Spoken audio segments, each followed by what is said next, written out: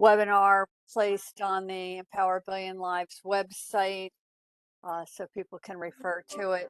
And those who couldn't join will be able to view the guidance on the full proposal. And so we're ready to go. And on that, we have presenting today Deepak Devan, who's the Global Steering Chair of Empower a Billion Lives, and Yelena Popovic, Vice Chair of Empower a Billion Lives. Also online will be Isa Battersay, who will be also answering questions. For any questions you might have, please place your questions in the chat box, and we'll be answering them as we go along.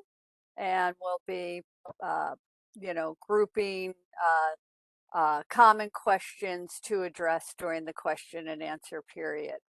And other than that, if you have any questions after this webinar, of course, you can get in touch with us through the website and our email, which is billionlives at IEEE.org. Thank you very much. And we're ready to go. Should we give them a couple of minutes more? Because I think we still see some... Yeah, we still have some people joining. Yeah, we give them a couple of minutes, but okay. Maybe I can take this opportunity to also recognize Jane Selisak, who you just heard, but she's kind of been doing all the heavy lifting behind the scenes and trying to get this whole competition organized. It's a pretty mammoth task, and it's a very small team doing it. So Jane, thank you very much for all your efforts, and I'm sure the teams know you already, and we'll get to know you even more as we go through the process. But thank you very much for all you do for us. Thank you. It's great working with everyone. Yeah. Teams included. Exactly. It's a lot of fun. Okay. All right. So. Sure. And you've hit the record button. I did. You have, okay. Yes, we okay, are. yeah, I see that. We have recording in progress. So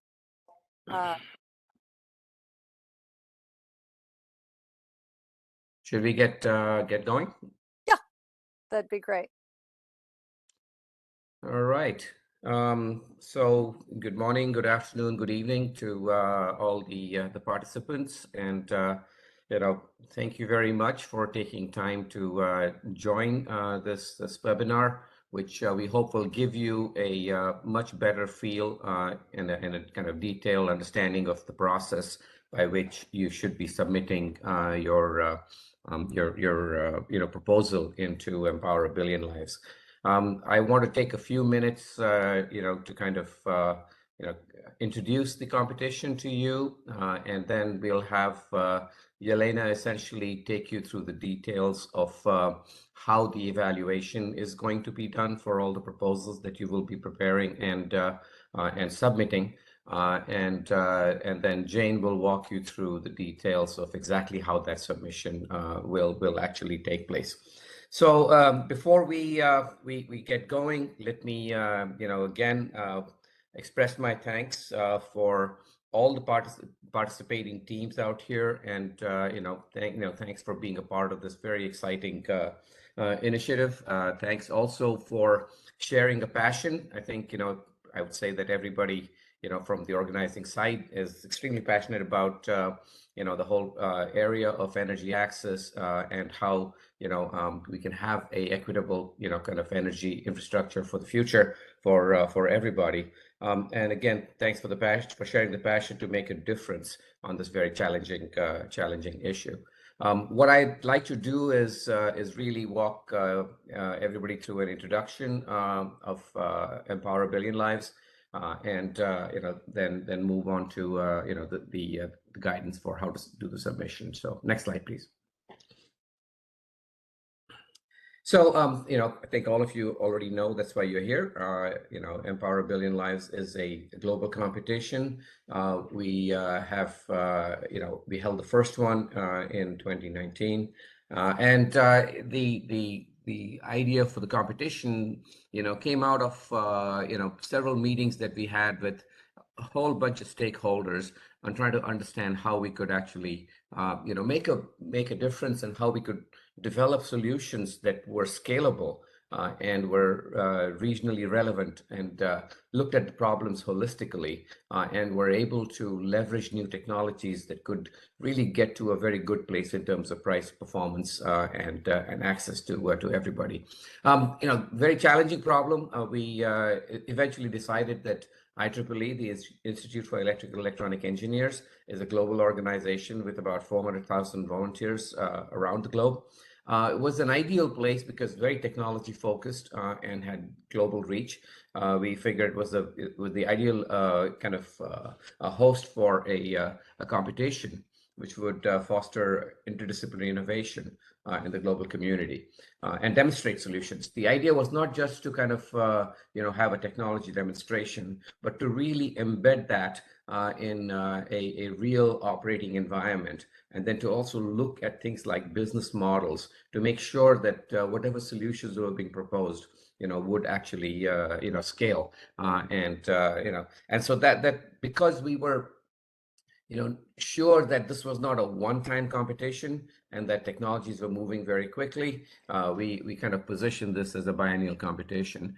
With COVID, we've had a year's delay, and I'm sure there might be some additional issues that will come up before we get to the end of this. But this is kind of where we are. So a very important point for the teams to focus on, it is not only about technology, but it also, kind of looks at how we're having impact on the target community, and what are the business issues and the business models that are going to be required for this thing to succeed and to scale. We hope that the ongoing competition cycles, and we're getting tremendous amount of interest from organizations that want to partner with us.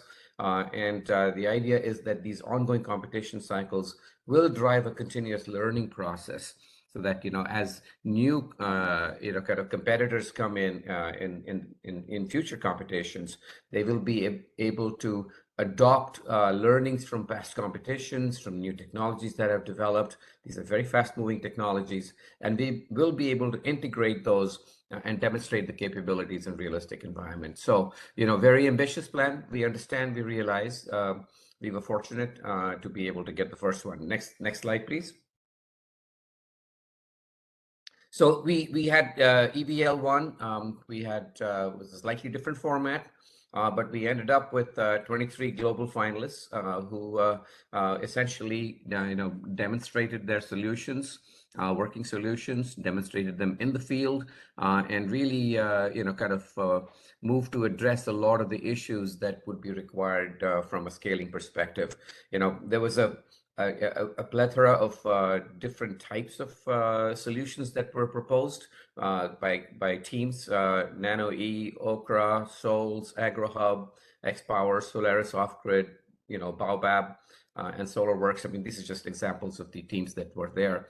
And it was everything from nano grids, self-organizing systems, pay-as-you-go systems, and hybrid AC/DC microgrids. How do you kind of take some of these technologies and get them to agricultural services as well? So a very wide range of different technologies that were proposed and evaluated. Next slide, please.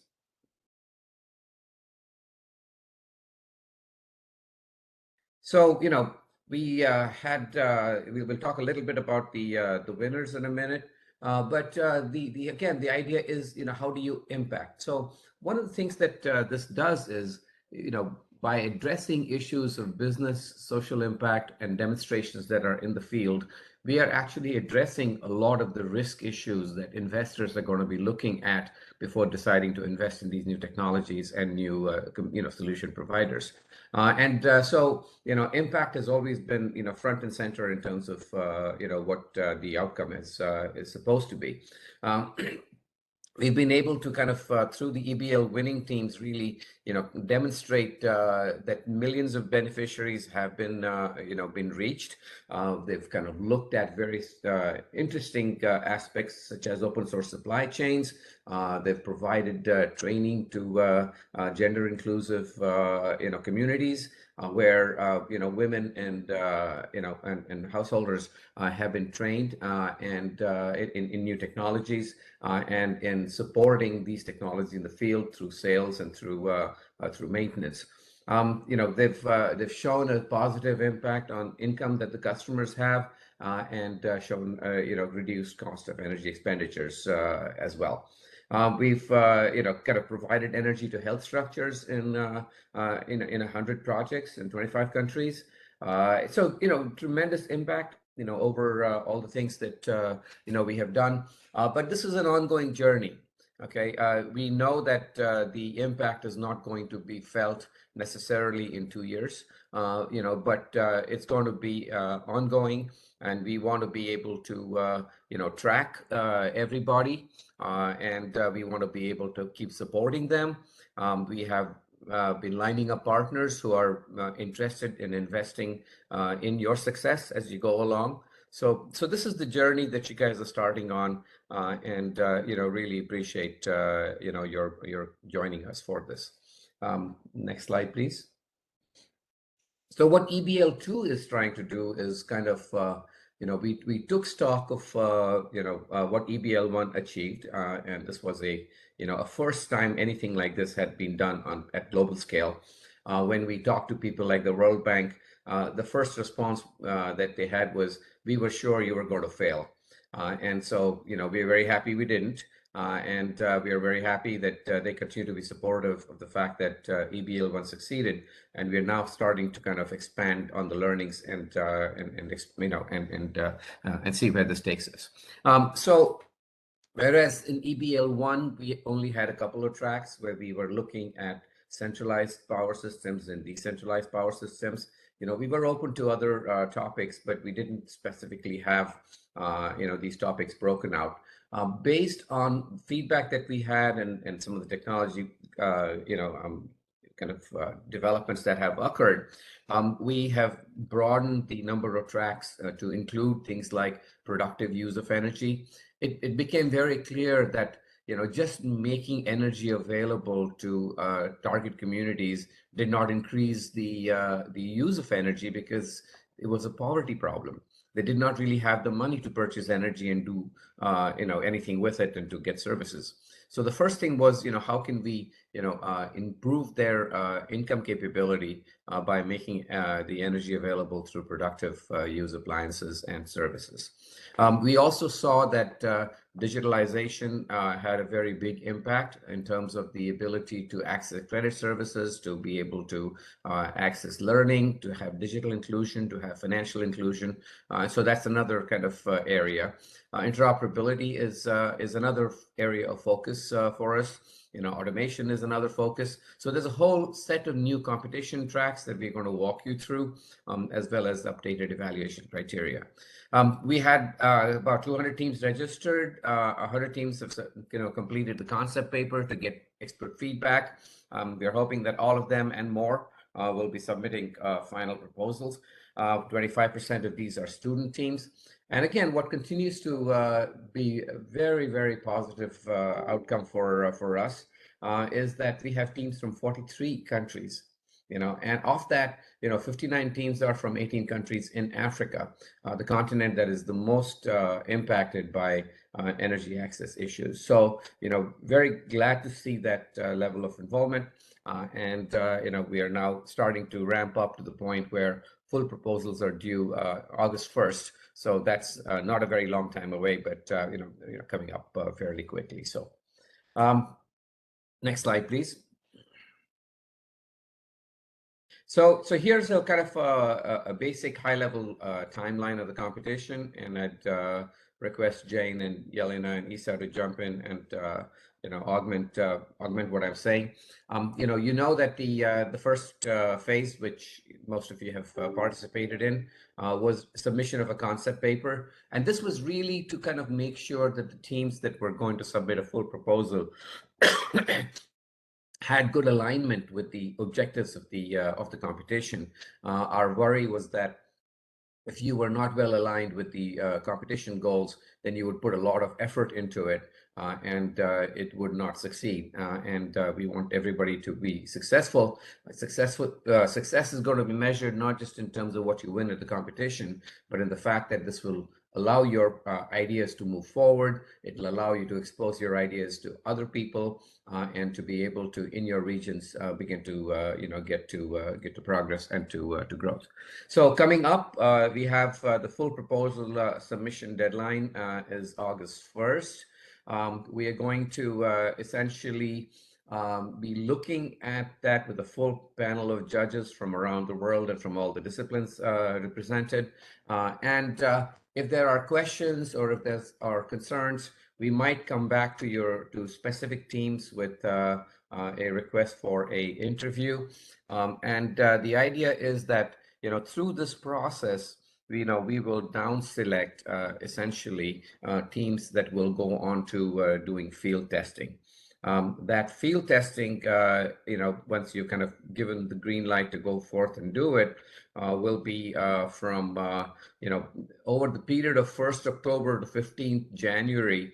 You will, in that period, sometime you will do a field test, providing us with information, providing us. So there's a whole lot of back and forth that goes on as you get into the field testing mode, which we will talk you through at this point in time. Once you are ready with that, you will submit essentially all your field test data and a final PowerPoint and a summary back, to be in time for the global final, which is going to be in Orlando, Florida, between March 18 to 21 of 2023. The final is aligned with a major conference that the society hosts, is the Applied Power Electronics Conference, APEC. And it's got almost 5,000 people attending, very much technology focused, and many of the areas that you guys are interested in. So this will be a good opportunity for you to also be able to attend that. There's going to be several prizes, and we'll talk a little bit more about that. But the global grand prize winner, last time was able to take that and do some phenomenal things, because there was a significant amount of resources that was made available, for them to be able to advance towards their goals. And in addition to the awards, which are really important, I know, and many of you are here for that. But in addition to that, we will be providing resources for each team that is selected for field testing. Plus, we'll provide you resources to be able to travel and attend the global final. We know that most of the teams are, not extremely well off in terms of access to resources, and we understand that this is an important part of what we can do to facilitate your participation in this competition. Okay, next slide. So what are the target solutions that this competition is going to be looking at? One thing I want to kind of emphasize to all the teams that are listening in or will be listening in is that please take a holistic approach to your problems and to the problems that you're solving. We need to look at issues, certainly from a technology standpoint. We do think that technology plays an outsized role in being able to solve the issues that we're targeting.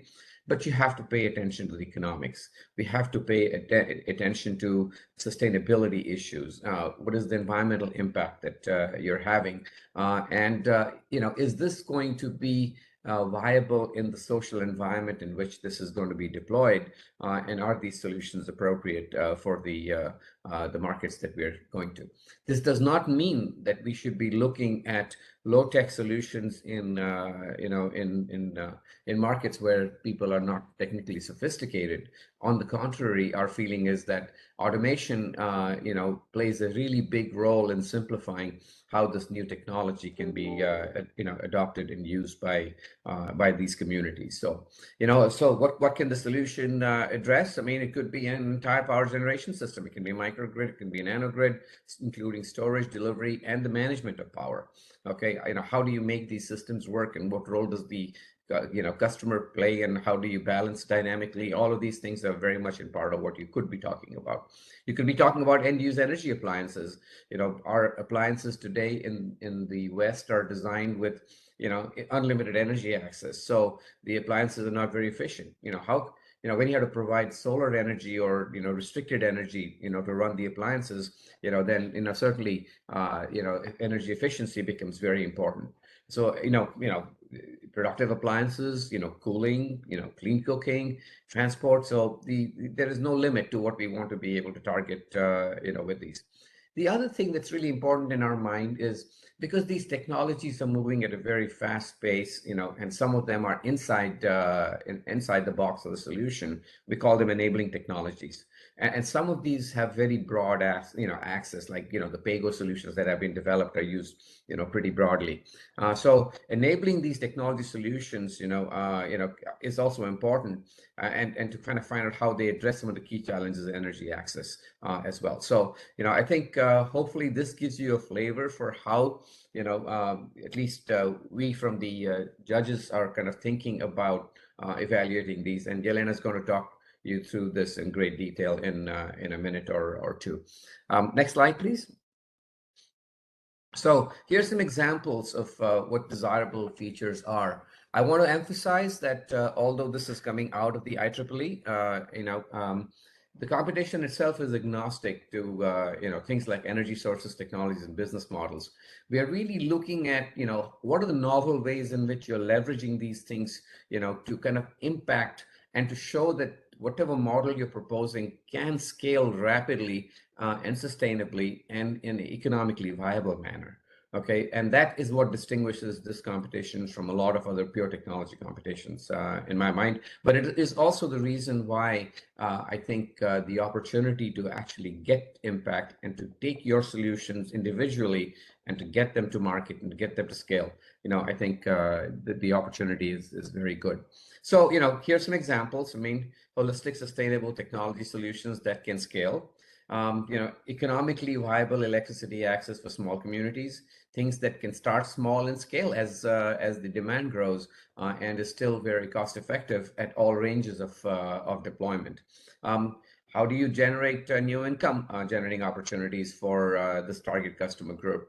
You can look at health and well-being and show that gender issues are being addressed as well. You can build a business plan that is viable for the base of the pyramid where the earning power is extremely low.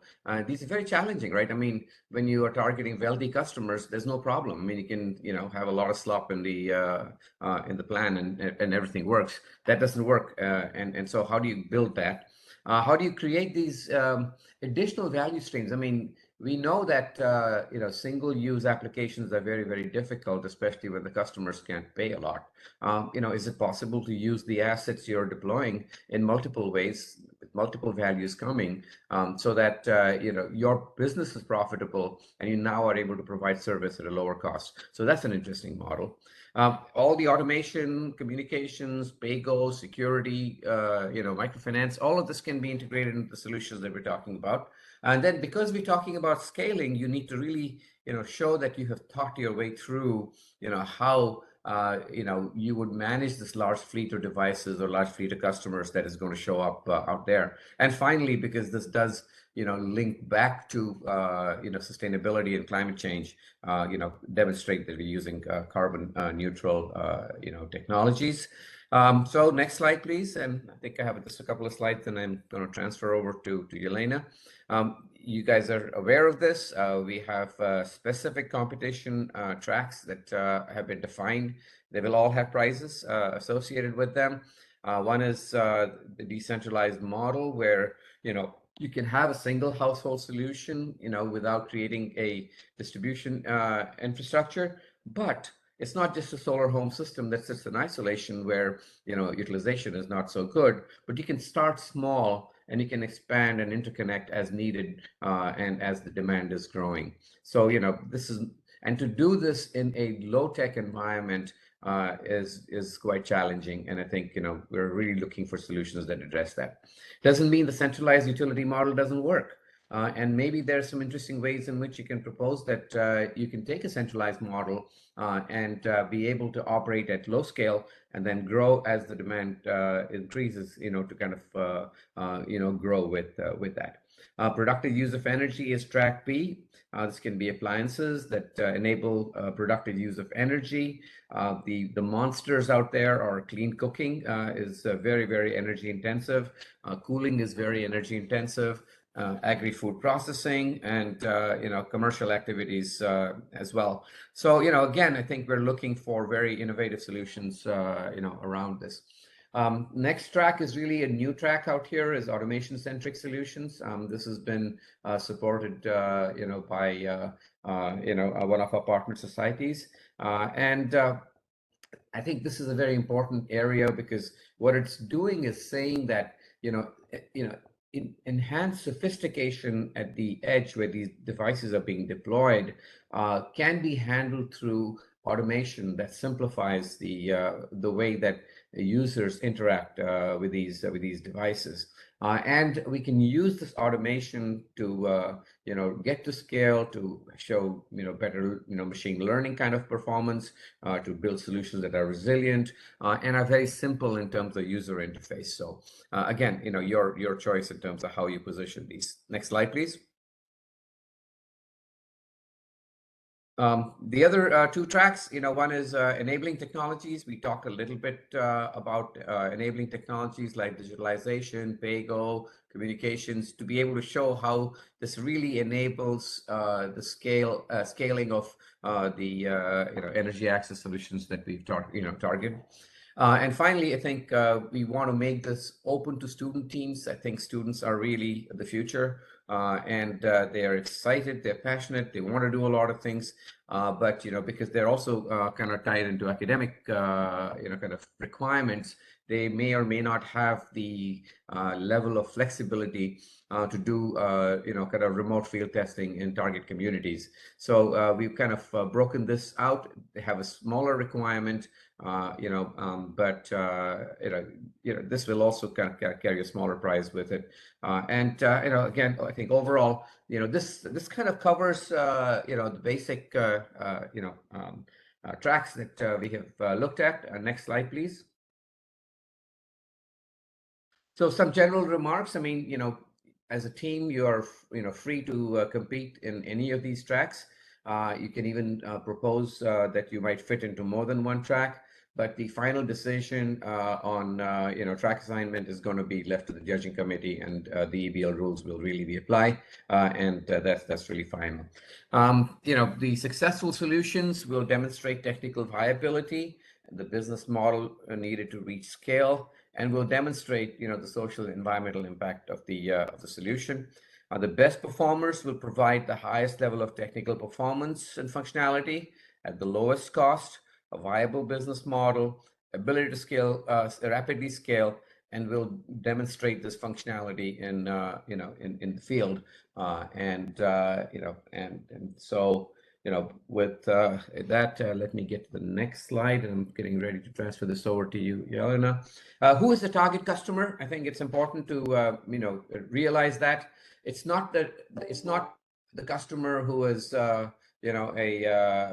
a median income that is equal to US or European income.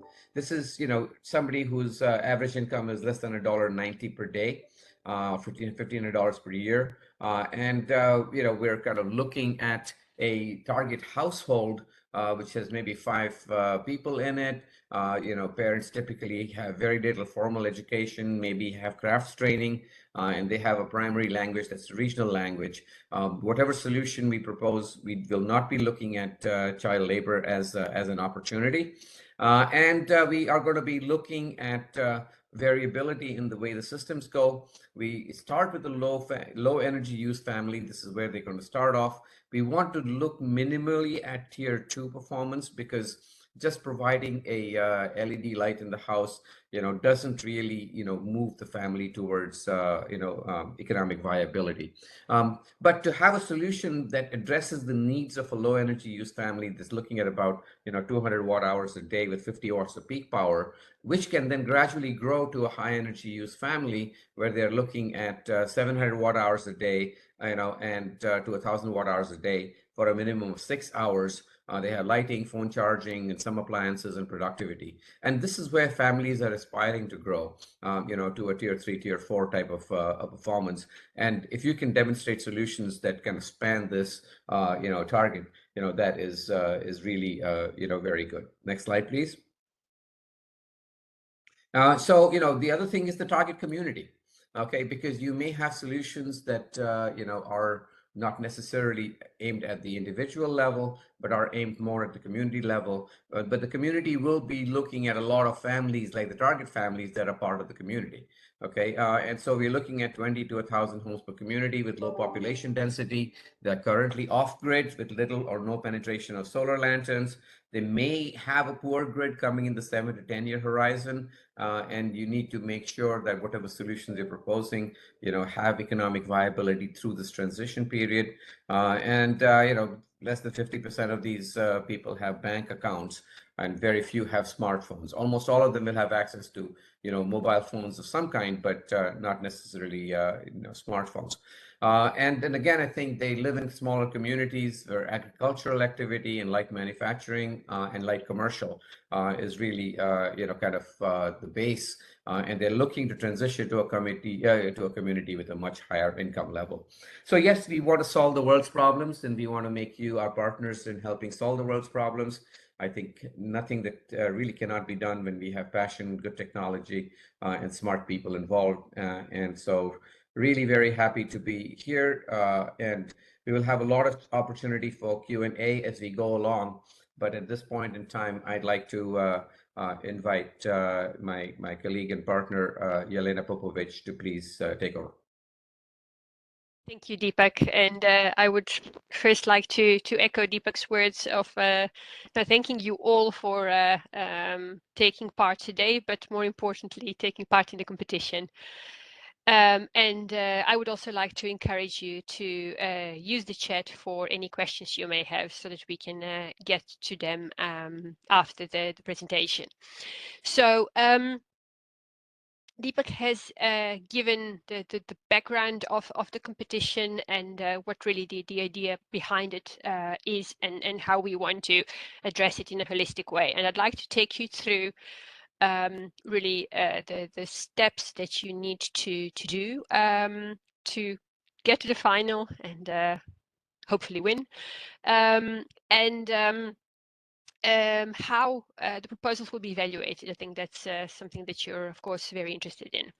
So Deepak has already shown the timeline, and what you see here is really the steps that every team would go through, starting with team registration on the Empower Billion Lives website. The deadline for full proposals is 1st August. So this is where really your complete proposal needs to be handed in. We do want to see no more than 10 pages of content, plus 1 page describes your field testing plan. So once your proposals are submitted, they will be evaluated, and a selected number of teams will be advanced to field testing, and afterwards to the global final, provided that the field testing is successful.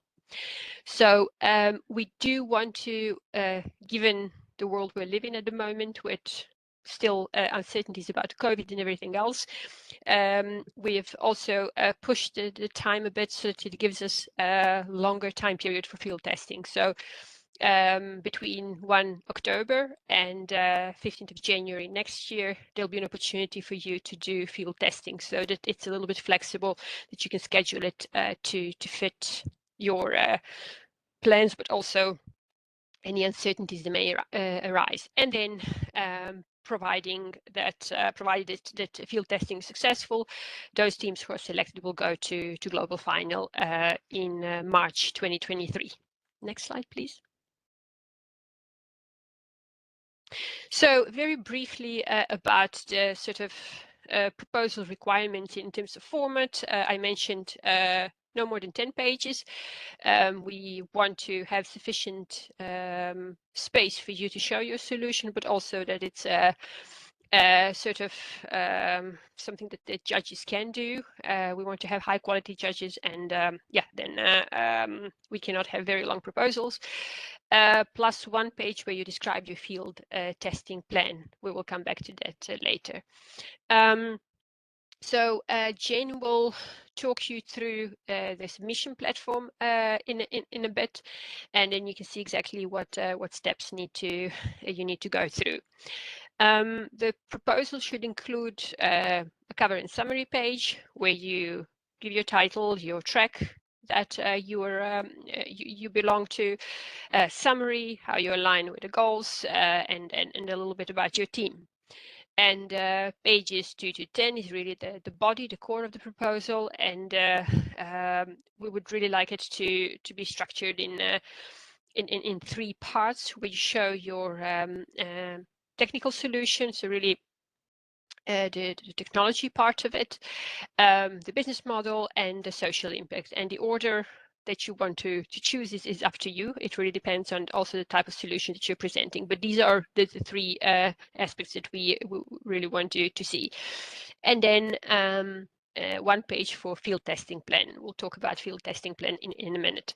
So of course, if we talk about technical solution, it's quite broad, and so is social impact and business model. So if you look in the guidelines, in the competition guidelines, you will have more detailed judging rubrics that the judges will use, and this is of course for your guideline to know what you need to address. So please take a look at that, and we will now just walk you through the most important bits.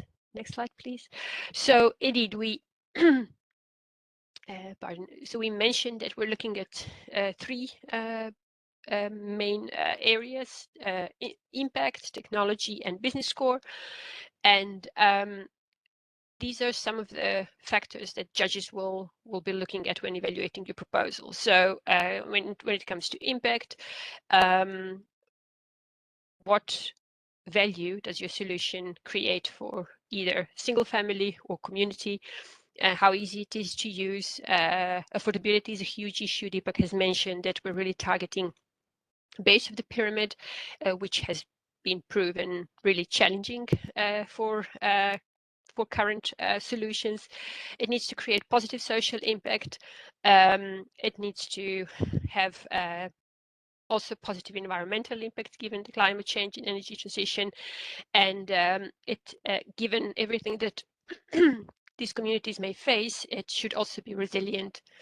And of course, for all 3 factors, we're also looking at solutions that have what we call a wow factor, so something that we really surprise us in a way, and have perhaps unexpected solution to one of the challenges.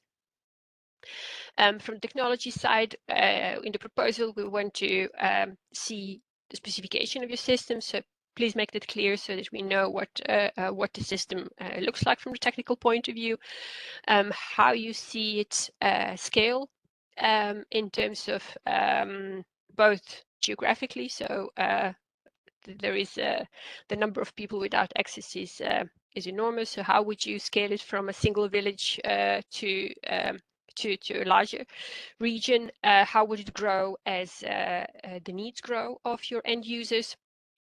How is operation and sustainability in different aspects taken into account? So how do you make sure that once your solution is deployed, that it actually works, and if something happens, that it needs to be maintained?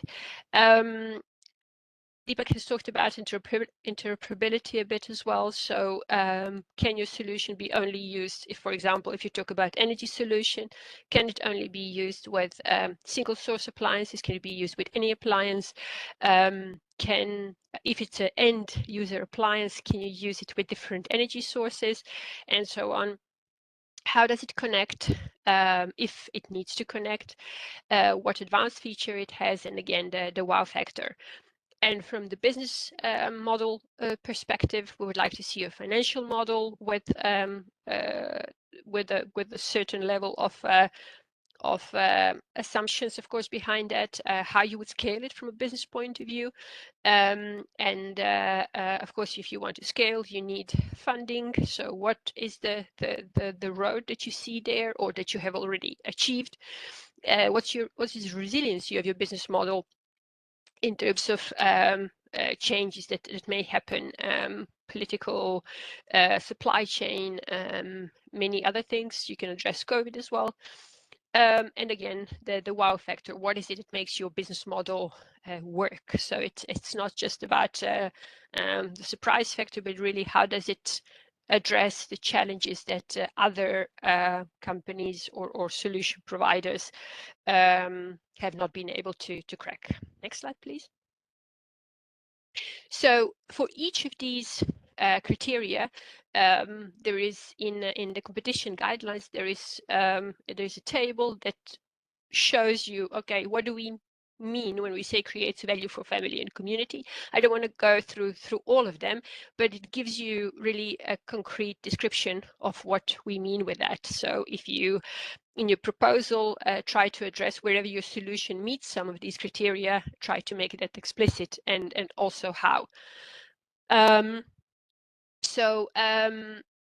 Yeah, so this is about impact. I think we've covered a bit what each criteria is about, but again, it is not, your solution will not meet all of these criteria necessarily, but where it does, make sure that that you explain it and that the judges can evaluate that. Next slide, please. Yeah.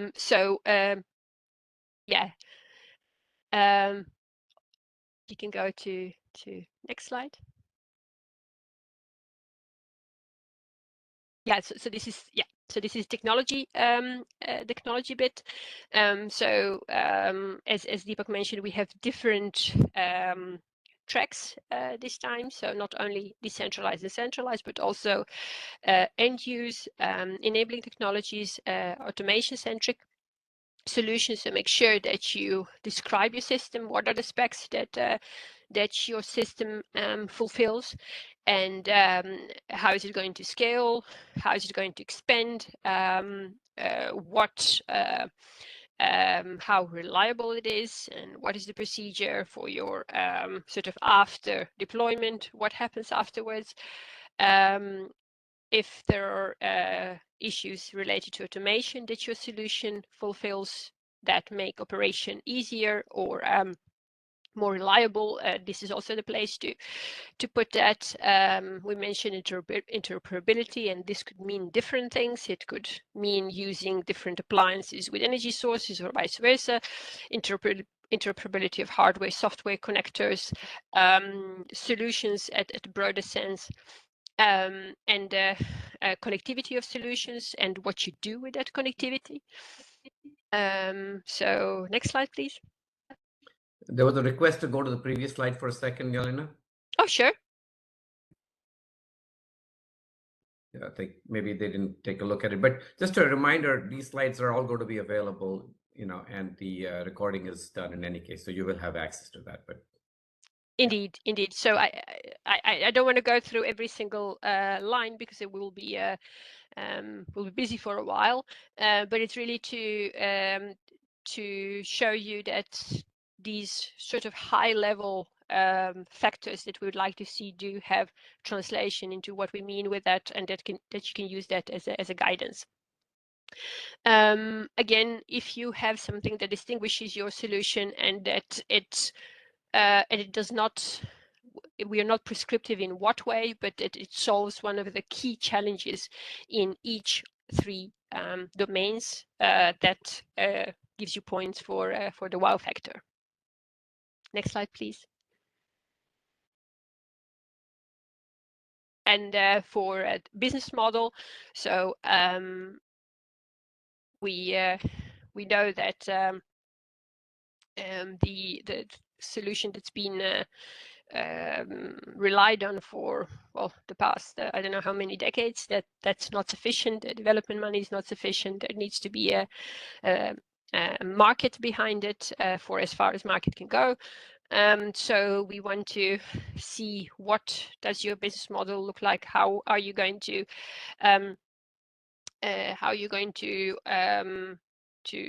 essentially make the business model work? And with that, there are different issues. This issue of economic viability, of course, and in cases of affordability, you may also describe how you use certain types of end user subsidies or supply subsidies, or it's completely market driven. So do describe how that works. In terms of resiliency of the business model, what happens with your when your target customer has income streams that are irregular due to their income from agriculture or other means? What happens in the changing policy space, regulatory space? And this is something that is relevant for almost all solutions, but in particular for larger mini grid type of solutions. And yeah, so Deepak has talked about value for or let's say value stacking. So how and whether your business model allows for that. Also types of funding models that may work to enable scaling. So really describe your business model and how that will enable scale, because scale is something that is really behind that is driving the competition. I think we've seen it's one thing to electrify a village or a couple of community, but really electrifying 1 billion people is a whole other game. Next slide, please.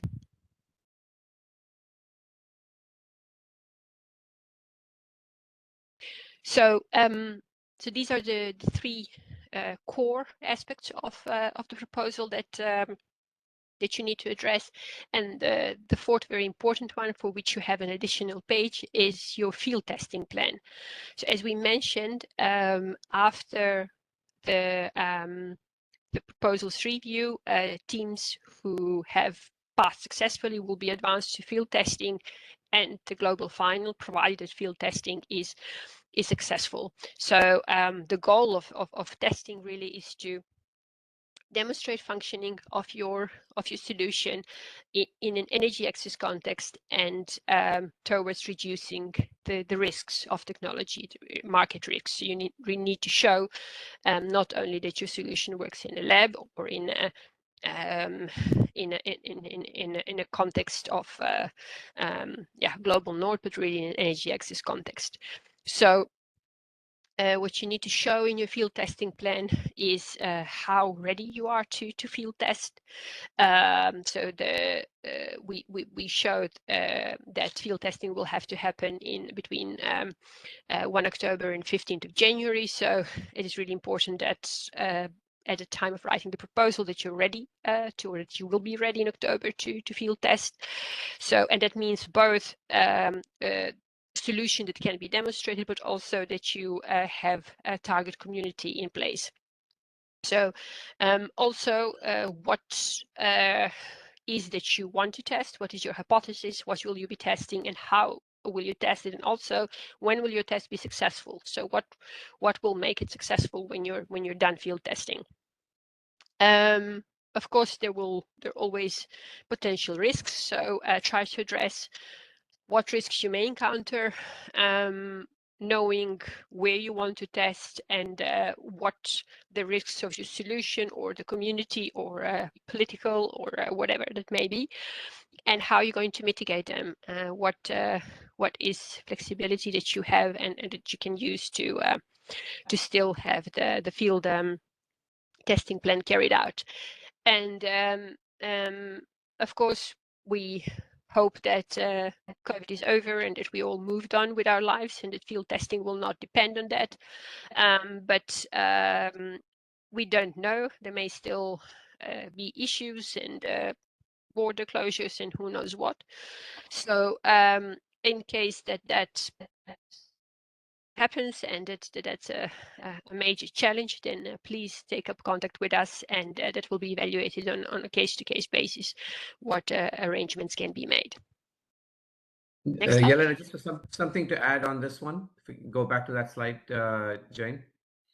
On field testing, I think something to keep in mind is how do you bring that information back to the judges? Because so the teams in the past have used videos that are actually taken on site and demonstrating what is going on. They have provided data that comes back from the field testing to validate that what they are saying is being done. And we will provide kind of smart sensors out to all of you that you can connect to your systems to validate and correlate with the data that you have going on. So, again, I think the objective is this needs to be done in as realistic an environment as possible. Maybe interview customers on that video. So there's a number of things out here that we haven't detailed, but I think are covered somewhere else in the main documents, right? Yeah. Thanks, Deepak. So next slide, please. So a little bit about prizes. That's of course very interesting. I think Deepak mentioned that EBL I awarded over 200, or more specifically $225,000 in global final prizes, split over a number of prizes. And what we really want to mention is that all the funds raised by EBL II go directly to supporting teams in field testing and for global prizes. So this is a something that we're particularly proud of, I think. And of course, the indication of the prize amount is for EBL I.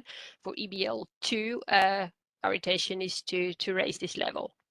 We already mentioned so far it's been I think we've been having good luck, so I'm hoping that we will be able to raise that number significantly.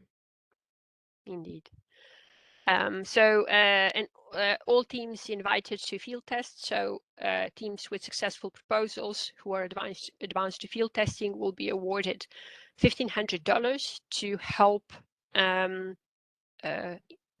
help with their costs for field testing. And of course, they will be provided a letter of acceptance that you can use to fundraise on your own. We're also exploring options to enable crowdfunding through IEEE, but I think that will become clearer later. Deepak has already mentioned that the output of field testing will be before the final. You'll be asked to submit your PowerPoint that you will also present in the global final, 15-slide PowerPoint presentation and a 5-minute video. With a 3-page summary report where you really can add to your proposal what you want to talk about, what you've tested in the field, what you've achieved essentially in your testing. So there will also be, I think this is we have not mentioned that, there will be a interview during field testing where we will where the judges will evaluate your field testing results, and that will happen in the same time period depending on, of course, when you do field testing. Next slide, please.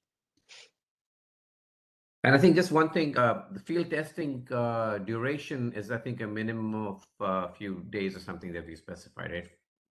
Do you remember how much that is? We had 2 weeks. Yeah, 2 weeks. 2 weeks, indeed. So you have many months, but in that you have to have a 2-week, kind of field test. Yeah, which should be enough for you to really test your hypothesis, to interview your customers, and gather enough material to be able to present your field testing. Yeah. So we wanted to cover the criteria, the judging criteria that you should address, and they're all in the guidelines, and they're all on the website that you are familiar with. So please take a look there. Today's webinar will also be there. And I think this is the point where Jane takes you through the submission platform. And then we open up for Q&A. Yeah. Thank you. Thank you so much. So to upload your proposal to and enter the competition for Empower a Billion Lives, the first step is you go to the website, and there's right on the home page, there's a compete button. When you press that, you'll be taken to the competition page. And if you scroll down, you'll see another clickable bar with join the competition. If you have not ever accessed the competition platform, what it will ask you to do is create an IEEE account. It's an IEEE, the platform is connected to an IEEE account. It doesn't cost anything to create an IEEE account. You just make sure that you create your account. If you have one, then use your username that you've used for the account and the password to sign in. But when you create the account, make sure you write down your username and password, because you're going to have to use it again. And once you create your account, it's not going to take you direct. If you're brand new, it's not going to take you directly to the platform. You'll get a verification code. You'll put it in. It'll say your account has been created. And when you press continue, it's just going to take you to a generic IEEE web page that tells you about what you can access within the IEEE main website.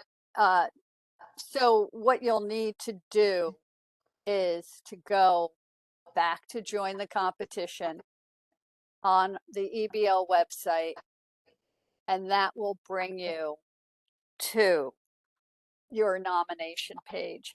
And the reason I'm walking through this is on your full proposal at the top, we're going to be asking you to put this nomination number in, this long new nomination number in.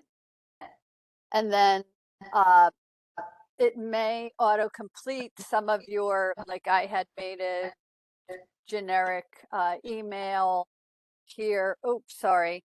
And it auto-filled it in. Just make sure that's correct. And so in your final proposal, you're going to put this number.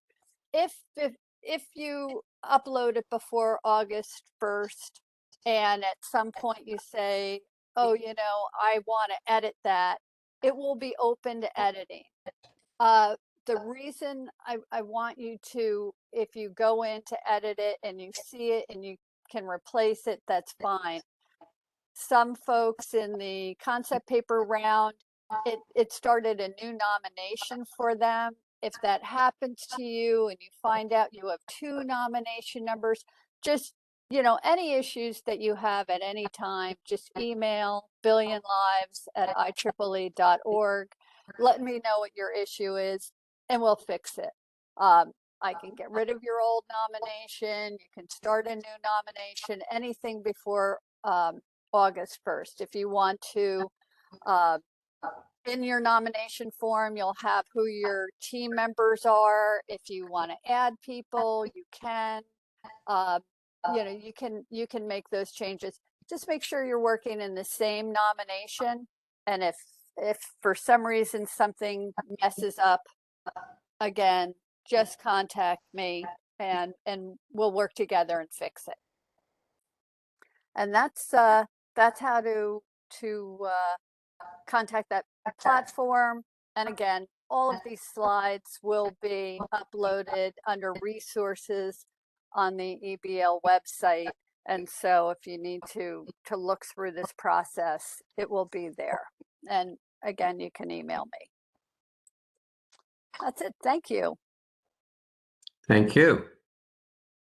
I see a couple of questions starting to roll in. I think, please, all the attendees, if you have any questions, this is the time to enter them on chat. I think, Isa, are you still trying to coordinate the questions back and forth? Sure.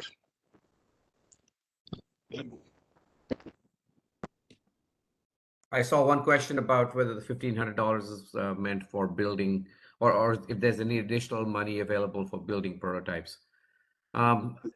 If you're, at least my answer, and Yelena, jump in if you want, or Jane. My answer is that if your team is selected for field testing, then the $1,500 is made available to you. It's not the objective of EBL to serve as development funding sources where you develop new solutions. But if you want to use part of that money to build 3 or 4 more prototypes that you're going to use in your field testing, then I think the flexibility is there for you to do that. But that is the total amount of money available that is really to support whatever you're doing in terms of field testing. Yelena, do you want to add to that? No, that covers it. Okay, I'm not seeing a call. I think there is a question on field testing locations limited to target communities. So we really want to see, and it's exactly because we want to see the holistic solution. So it should be an energy access context for the regular competitors. For students, the requirements are relaxed because that may be more difficult for students, but they are welcome to, and this is where student teams from the global south have an advantage. They may be close to those communities and be able to test it. Another question on whether team can move to full proposal submission even without a concept paper, and the answer to that is yes. The teams that submitted concept papers, have a better chance of aligning properly with the objectives of EBL because they got feedback from the judges. But certainly, I think it's open for teams to move to full proposal submission, even if they have not submitted a concept paper.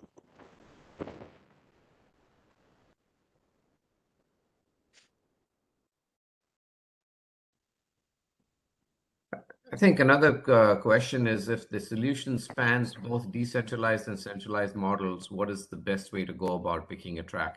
I think you can pick both if you want. That's my answer to that. And the judges may look at that and select one or keep it in both. I mean, I think. Yelena, you have something to say to that? Indeed. No, I agree.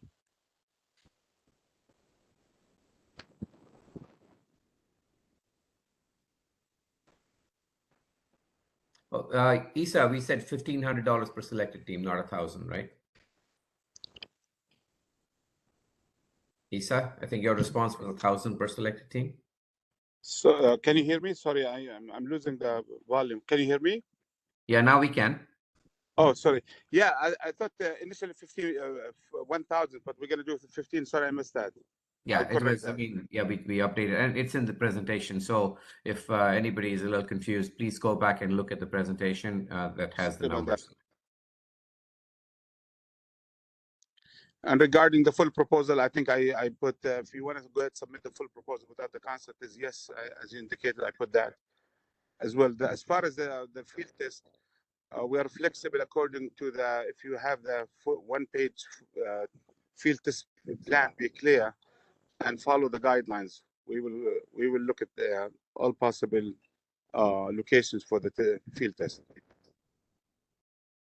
There's a question on field test requirements for student track. Yelena, do you want to talk to that? Yeah, so because we know that students may have difficulties reaching energy access context, so students can demonstrate it in their local environment. We do want still it not to be a technical demonstration proposal. So it really needs to address how you're going to how do you foresee social impact happening if your solution scales, and how you're going to make it work. So the field testing requirements are relaxed for students, but it still is a holistic solution. I think there's another question here. My concept paper was on a single house, solution. So field testing location is the home only. I think, our hope is that it's more than one solution you're testing out. You have multiple homes, and that it's not inside your own home, but it's really in a potential user in the target community, so that you can see how they're interacting with it, how they're using it, how they're deriving value.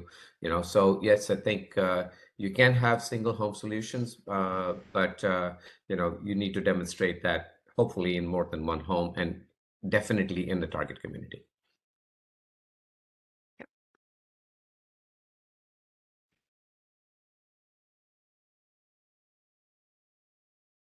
We have a question. How many teams are expected to be selected for the field testing phase? Yeah, I think there is no hard and fast rule. Last time we had selected about 25 teams. That seems manageable. It's likely going to be around that number, but it may be a few more or a few less.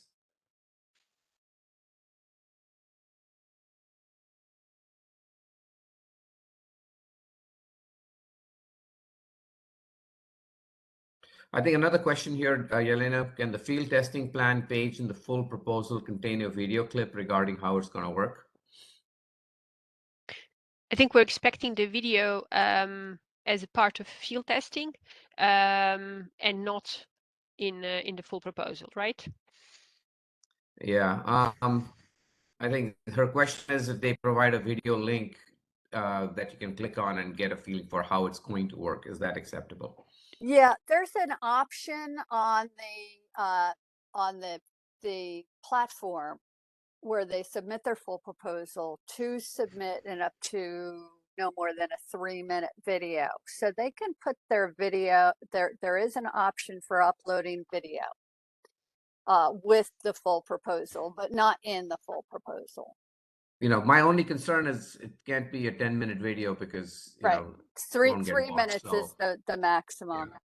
exactly. Yeah, less would be better, but yeah. Or even a photograph is fine. I mean, so yeah.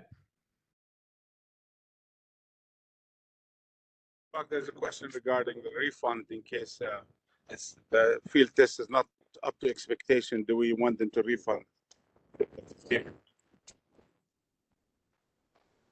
No. No, I think yeah. That's No, the money yours. is- Just go ahead, spend it, and come over. Do your best.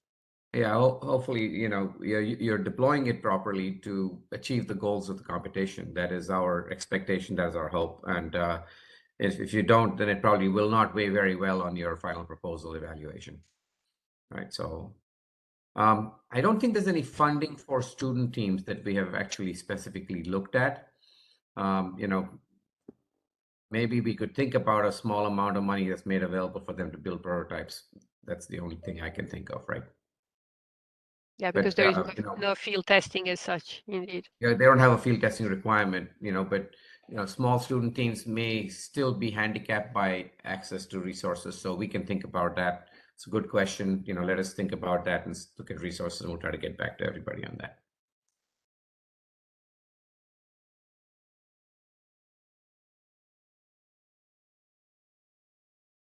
No, the $1,500 is going to be given to you as soon as you're selected for field testing, because we understand there's going to be logistics of getting the money to you.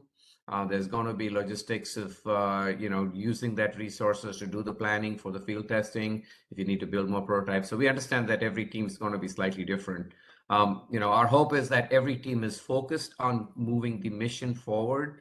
And that you are the best judge of how you will use the money to get the field trials, field testing done properly.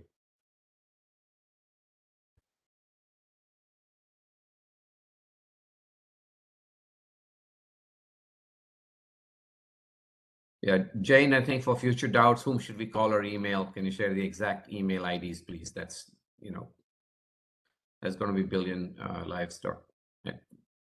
Yeah, it's already in the chat. Yeah. Yeah. billionlives@IEEE.org.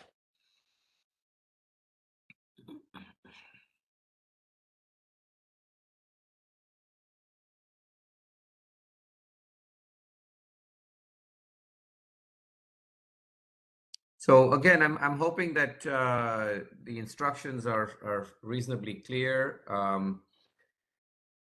And I think just a question, Jane. I mean, in terms of getting the $1,500 over to the teams in different countries, have we figured out the logistics of that from within IEEE? Yeah, I've been looking into it, and I have a couple of solutions. But what we'll be requiring as soon as teams get invited to field test is that teams will need to submit a W8 or a W9. That's a form that I'll have available and be sending to all teams with the invitations. I'll be sending a number of forms for teams to fill out so that I can put it through a system and have the funds released. We have,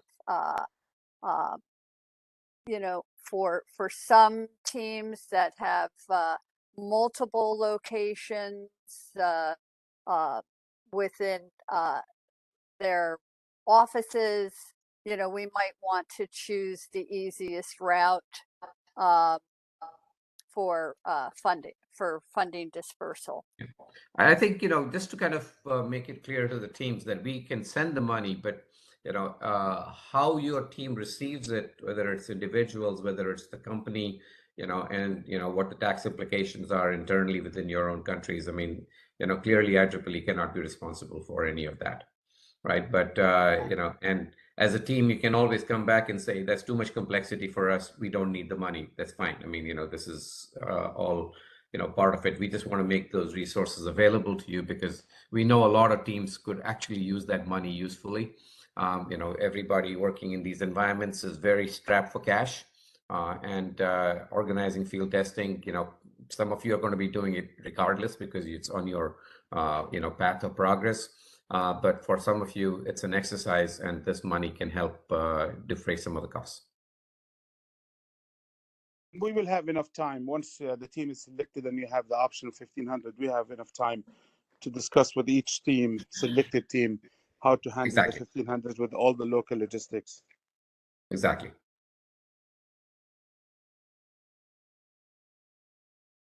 Yeah, we'll do our best to work out the best strategy. All right. Looks like we did a good job because the questions are drying up. More questions, guys. Anything, don't be shy. Don't hesitate.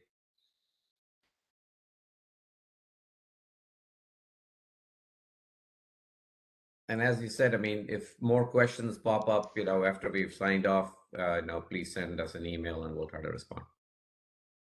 We have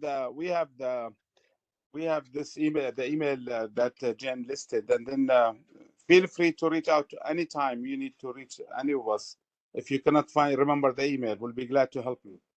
We want to make sure it's really smooth transition to get you with the full proposal all the way to the field testing. So I just received a question. Decentralized solutions less than 4 kilowatt Greater than 4 kilowatt peak. or greater than 4 kilowatt peak still also need to provide tier 2 access to individual households. Yes, I mean I think the objective is that. I mean, we think that tier 1 is really doesn't move the ball forward for individual households. So any solution we are looking at, but if you're doing a centralized solution at 4 kilowatt peak, you can probably provide tier 2 depending on the number of households that you're providing to. Anything to add to that, Yelena? You okay with that? Sure. The only thing I would add, if your solution is looking at providing, say, productive use of energy, and the households are not the main target, then that's obviously also acceptable, Yeah, right? yeah. I mean, you can, that's the value stacking principle. So if you're providing, Yeah. productive uses, and then you're Yeah. meeting, other requirements, that's Yeah. perfectly acceptable, right? And then can we do a proposal on a business idea? If it's innovative and it is achieving the objectives of the competition, absolutely. I mean, I think, what we found is that the best solutions really are a mix of all three. And in some of them, the business part is dominant, and we saw that actually in the winner for last EBL winner was really kind of had some very unique business issues associated with the way they were going to market.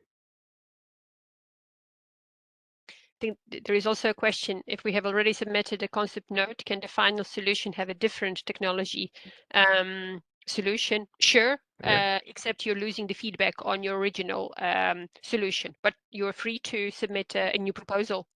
Yeah. Or you can submit, the original one and a new one, except that you cannot have the same leader on both of them. Yeah.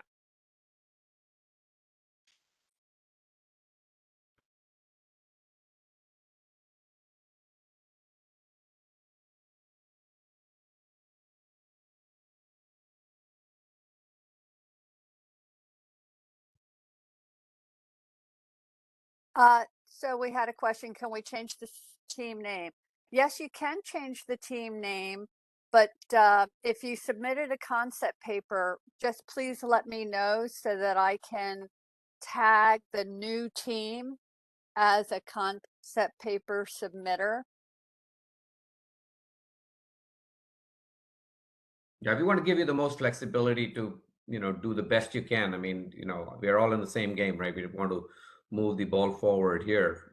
And we will be as flexible as possible, to allow you to do the best you can.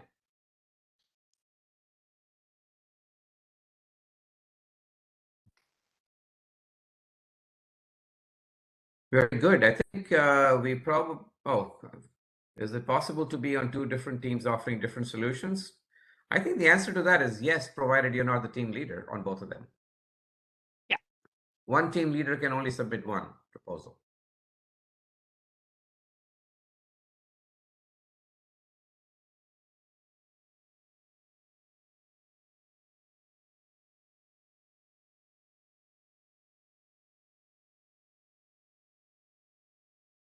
I think the only thing I would say is that in EBL 1, we found the teams had a lot of fun.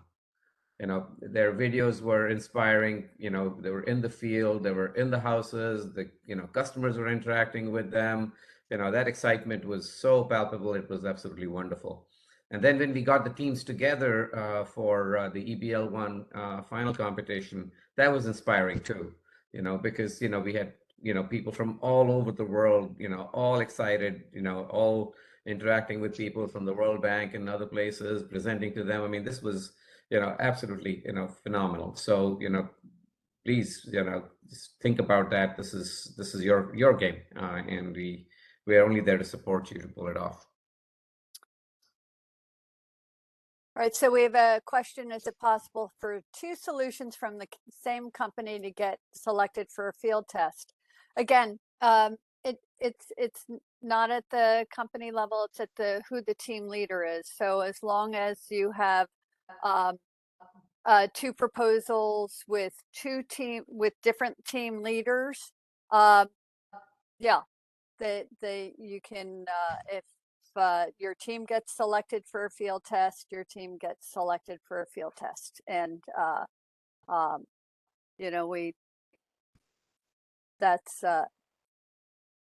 it just comes down to making sure that they don't have the same team leader.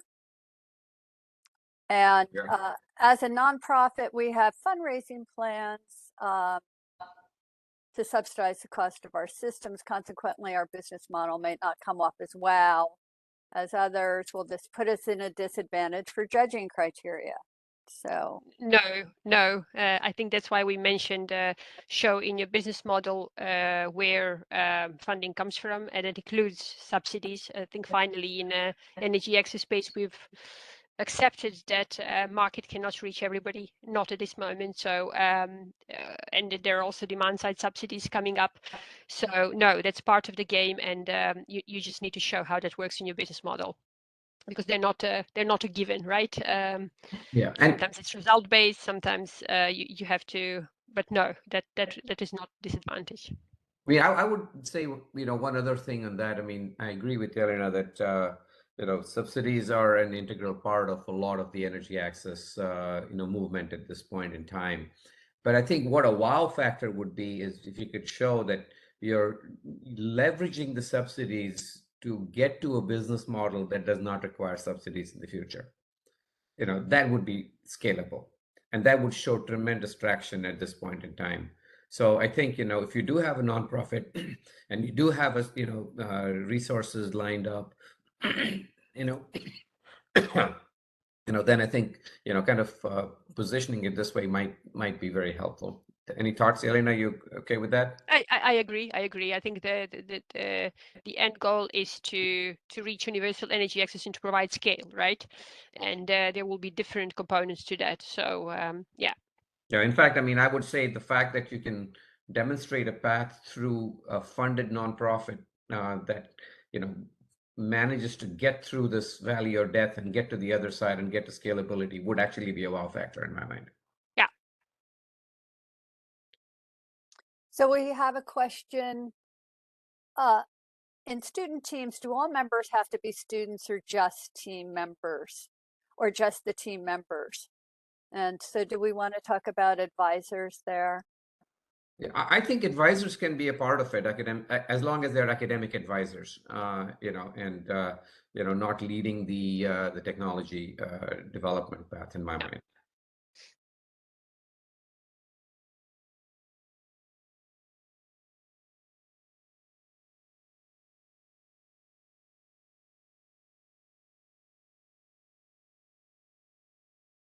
So I don't think, I mean, I think our thinking of what a student team is not one student and then everybody else from companies. Okay, that's not a student team. Student teams are really, academic exercise where students are working together with their knowledge, with their passion to do things. And certainly with academic advisors is no problem. They can reach out to companies and get support from companies. I don't have a problem with that at all. But the actual people who are working on the project are all students and academic advisors.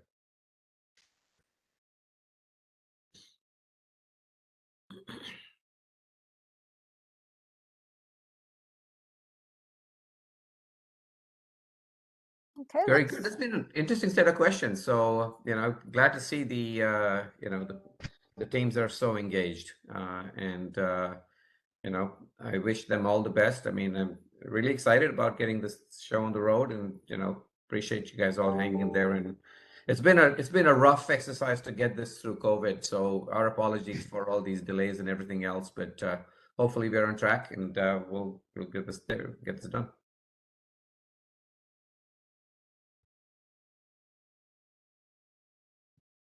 All good, I think. Yelena, Isa, Jane? I'm not seeing any further questions. Yes. Okay. Yeah. Just one, just for confirmation, if I am the team leader in a student team and a member in the other team, will it affect any of the submissions? Again, nope, just No. can't duplicate the team leader on more than one team, but So you can have students who are members of other teams that are not student teams. There's no problem with that.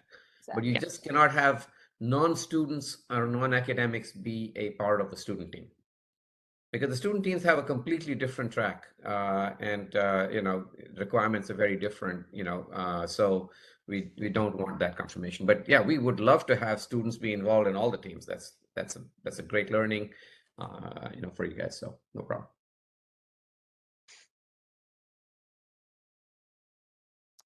all right.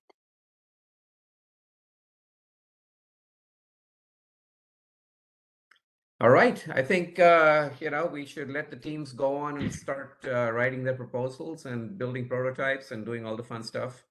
And we are looking forward to interacting with you guys, and so looking forward to your proposals. we were blown away by some of the concept papers that were submitted, and we're very excited to see what is going to come at this time. So go nuts. And if you know other people who are kind of interested in this area and are looking for proposal submissions, please let them know, and add them to the mix. Hope to see many of you in March and speak to In you before Orlando, that. absolutely. Yes. And before that, on videos as you're running around trying to get your proposals demonstrated. Awesome. Good luck. Good luck, and thank you so much, guys. Thank you. Okay. Thank Bye-bye. you. Bye-bye. Bye-bye. Bye.